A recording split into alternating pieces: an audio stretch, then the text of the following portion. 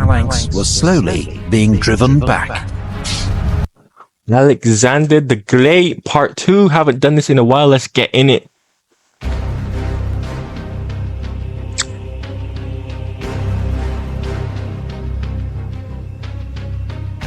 In 334 BC, Alexander, the 21-year-old king of Macedonia, led a coalition of Greek forces against the greatest power of the age, the Persian Empire. He led an army of skilled veterans, at its heart men of the Macedonian phalanx, armed with the 18-foot sarissa pike, and the elite horsemen of his companion cavalry. Bro, 18 feet, bro. Holy crap, bro. I'm 6 feet. That's like 6, 12. That's 3 me's. Yeah. Oh, that is long. Damn. Together at the Battle of the River Granicus, they'd won a first decisive victory over the Persian army. Now, as Alexander approached Sardis, capital of the Persian province of Lydia, its commander surrendered without a fight. But before Alexander could advance further, he needed to neutralize Persian naval power. Persia had a powerful fleet with major naval bases around the eastern Mediterranean that could potentially cut his lines of communication back to Greece. Rather than challenge the Persians at sea, Alexander decided to attack its nearest bases, the Greek coastal cities of Mylenae. Smart. I was actually thinking that, like, you know, just attack their naval bases. They can't dock their ships. Boom, voila. Like, genius. This is going to be interesting, though. How is he going to deal with the Persian Navy without having a navy that's compatible? This reminds me of how in the Punic Wars, the Roman Empire like didn't have a good navy, but Carthage was the one who dominated the seas. Let's see what happens, man. Miletus and Halicarnassus. Both put up determined resistance, but were taken by winter. The following spring of 333 BC, Alexander continued his advance into Lycia and Phrygia. At Gordium, he was shown the legendary Gordian Knot. A prophecy said that whoever could unpick it would rule all Asia. Alexander simply took his sword and sliced it in half. Bro! Okay, bro really took thinking outside of the box, man. He really took that to a whole different level. Oh my goodness, that is hilarious, man. Meanwhile, Memnon of Rhodes, a skilled Greek general in Persian service, led Persian warships into the Aegean and captured the islands of Chios and Lesbos. But after Memnon's sudden death from illness, the offensive was abandoned. Yeah, I was actually thinking, what is going on with the Persian Navy? Are they actually going to do something with that? Because they have the naval power. I mean, he did take the ports. But still, the Persians still could, like, work with their navy, right? That's gonna be interesting to see how he deals with that. If he even deals with it, because it seems to me like he's not really doing anything. We'll see.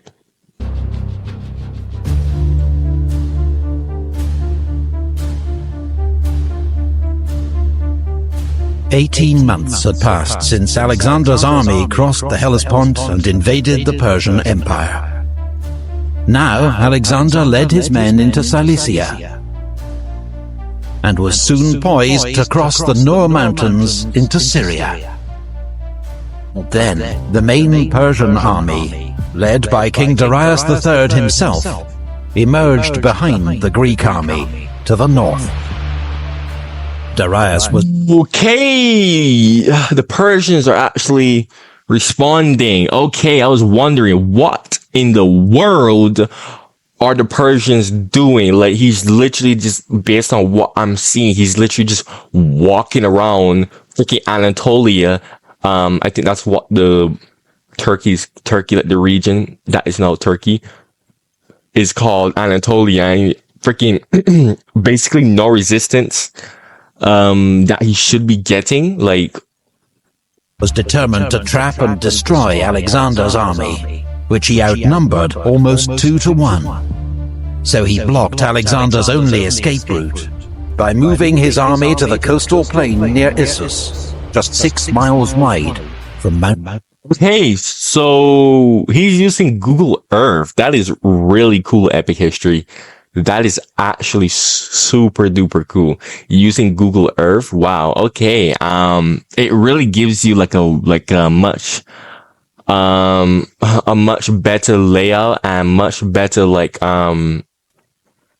thought of the battlefield, and freaking I like it.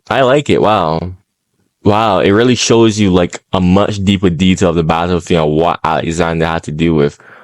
Mountains to sea. Hello. Skip this part. Communicate in English easily.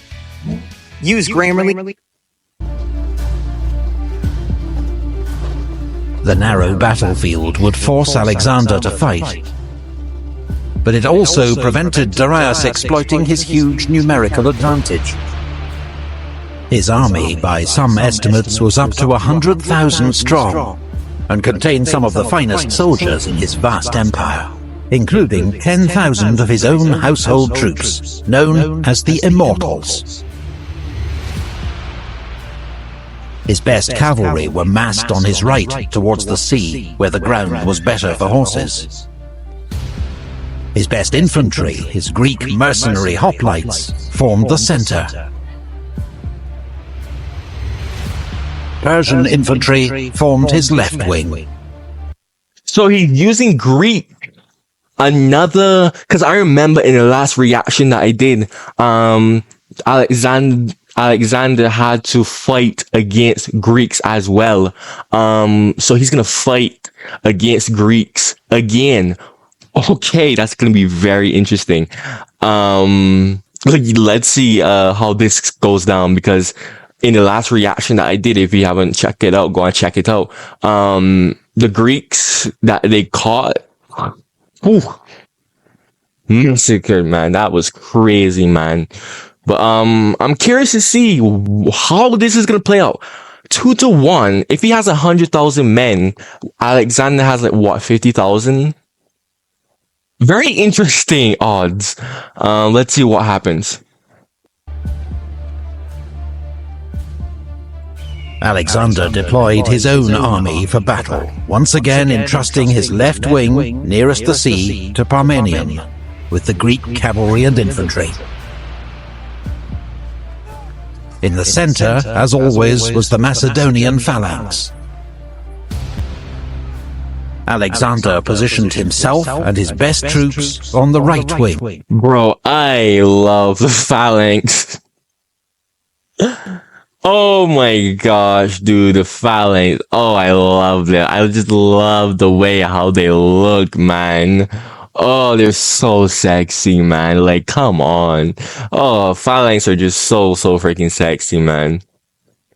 Toward the mountain slopes, his elite Agriane javelin throwers, his archers, and behind them the Hypaspists and the companion cavalry.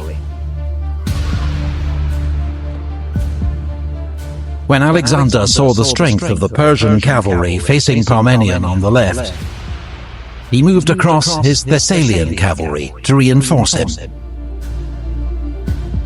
Despite his overwhelming numbers, Darius held his position behind a small river, the Pinarus, and waited for Alexander to attack. He didn't have to wait long. Alexander called out... Okay, this is very interesting. He has a numerical advantage, but he's playing defensive. Very interesting tactic that he's doing. Wonder why he would do something like that. That is very, very interesting. To his men, urging them to fight bravely, picking out some by name. Then, at the head of his army's right wing, he charged.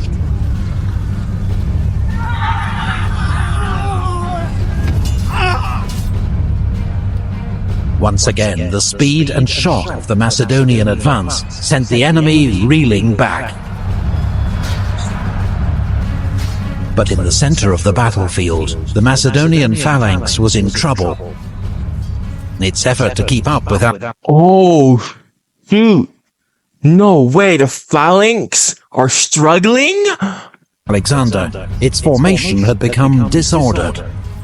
Now, in fierce fighting with Darius's Greek mercenaries, the phalanx was slowly being driven back. What? The phalanx? The infamous phalanx? What?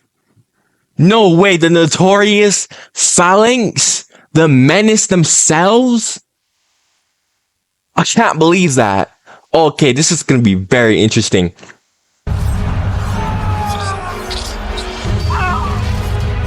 Alexander, seeing the danger, regrouped and led the companions in a headlong charge straight at the Persian center.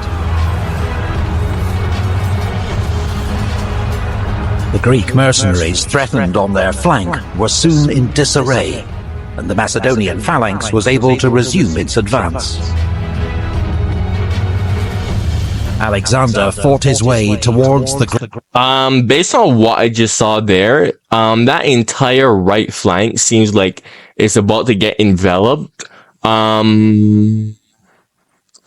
Yeah, I don't think this is looking good for the Persian king that's leading this. Great King Darius himself. Wait, what happened to the king? I gotta replay that.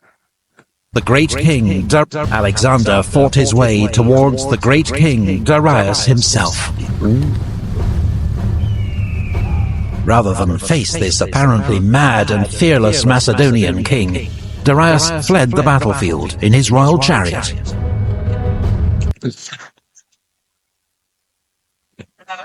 Nah, bro, did not want to take his chances, bro. Anyone know what's funny too? Freaking Alexander the Great was short, right? Oh man, short king. Oh, freaking hell. Yo, it makes you wonder, was being short an advantage in history? Think about it. When you're tall, you're easily exposed, right? You're like more of an easy target for swords, bows and arrows, etc., etc. But when you're short, right? You're less of a target. Like, it makes you wonder if these, like, historical figures that became, like, legends, like Napoleon and other people, etc., etc., Alexander the Great right here, like, were they just lucky that they were short, so they had an advantage? You know? Huh. Makes you wonder. Meanwhile, the Macedonian left wing under Parmenion was in a desperate fight against the best of the Persian cavalry. If the Persians could break through here, they could envelop Alexander's army and snatch victory from the jaws of defeat. But Parmenion and his troops fought doggedly and continued to hold the Persians at bay. That's what I like to see, man. That's what I like to see, man. As the news that Darius had fled spread among his troops, they abandoned the fight and tried to save themselves. War Thunder, the military online action. That was funny. What you just saw there, that was funny. The part where the thing flew towards the screen and the freaking ad play. Okay, that is hilarious. Okay, anyways, let me skip this part. Game has received this year's first major update. The battle turned into a massacre. Ptolemy, one of the Macedonian commanders, told Alexander there were so many Persian dead, his men had used them to fill a deep ravine, so they could cross over it. Whoa! Damn! I mean, this is not as crazy as a battle of Cannae or Canine. What Hannibal did was craziest thing that anyone could ever do. But still, this is crazy. This is crazy.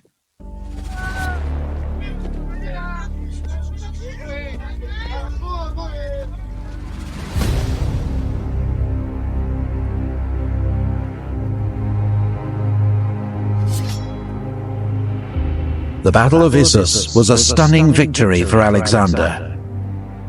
And amongst the spoils of victory were Darius's wife, mother, and 3 children, all taken alive and well treated by Alexander. What? What? Why would you bring your family there? Huh? My brain is not brainy. Why would you bring your family there? Okay, well, lucky for them that they're alive. Freaking, your entire family? What? Even the kids too? Okay. With the Persian field army in retreat, Alexander now turned to subduing the western territories of the Persian Empire. The next year, 332, the coastal cities of Phoenicia submitted to Alexander, ending Persian naval power in the Mediterranean. But the island city of Tyre resisted. Tyre's defenders fought bravely and skillfully, even when Alexander began building a causeway to the island, protected by 2 giant siege towers, which they counterattacked with fire ships. That is crazy. That is crazy. Bravo to them. Bravo. Oh my goodness. But after 7 months, the city walls were breached and Tyre fell. Most of its citizens were killed or enslaved. Ooh. Gaza, too, was taken by siege. Damn, man. Ooh. Damn. Freaking enslaving people left, right, and center. Man, it's crazy how in the Caribbean, right? They love to like cry about slavery. And you're like, oh my gosh, some white people enslaved our ancestors and brought them over here. Fam, they were already slaves, man. Freaking Africans came and took them, enslaved them, freaking sold them to you. Freaking hell, man. Like, freaking slavery was just such a normal thing, man. And I hate the fact that people are trying to paint this all as being a black and white thing. It's not a black and white thing. People back then just did it. No, people still have slaves today. In America, you're legally still a slave. Freaking, if you're incarcerated. Okay, it literally says so underneath the freaking 13th Amendment. So no, freaking slavery is still around today. Because a lot of people won't admit this, but like, slavery is just pretty efficient when you think about it. Think about it. It is. Why do you think it's such a popular system back then? Why do you think it's still used in very clever ways today? Think about it. Alexander continued to Pelusium on the Nile Delta, where the Persian governor of Egypt surrendered the entire province to Alexander, along with the royal treasury.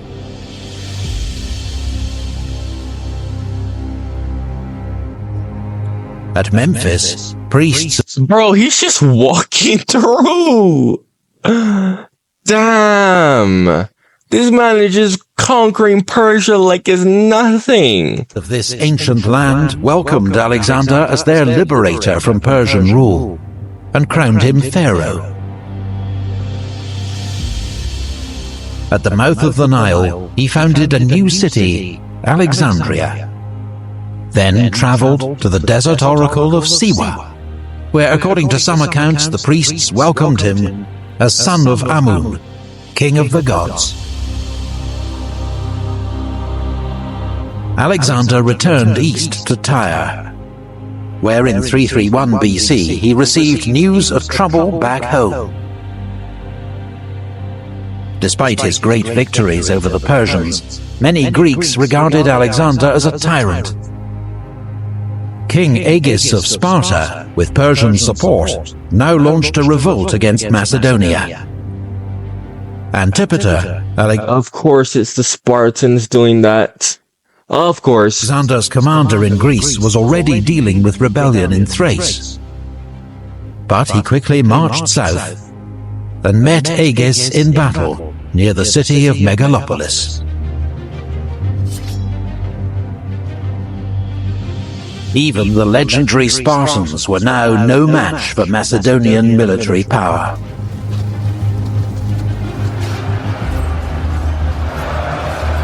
The Spartan army was crushed. King Agis himself was among the fallen.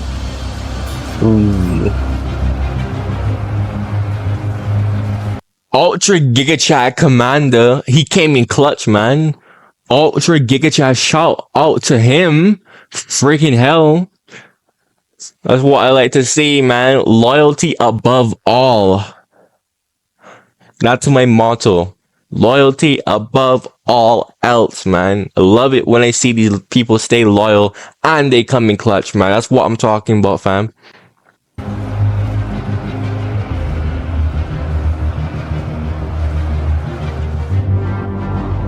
With his base in Greece secure once more, Alexander advanced towards the Persian heartlands, seeking a final showdown with Darius. He received a letter from the Persian king offering him a fortune in gold, his daughter in marriage, and half his empire in exchange for peace. But Alexander's stunning victories, all the oracles and acclamations, had now convinced him that his destiny was to rule the world.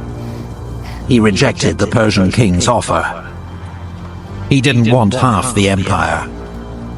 He was coming to take it all. Oh! Rule the world. I wonder why Alexander didn't expand in the Balkans. Why didn't he do that? Someone explain that to me. I would love to know why didn't Alexander expand into the Balkans, into the Italian peninsula, right? If he wanted to rule the world, right?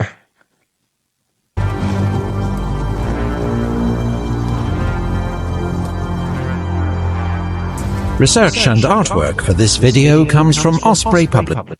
Okay, it's done? Oh man, okay, that was a good video. Oh, that was hella good, man. Man, check out these other videos that are appearing on your screen right now. Thanks for watching the video. I'm definitely going to be reacting to this entire series, so if you like it, you know, freaking go subscribe, you know what I mean, man? And goodbye. Don't forget to like.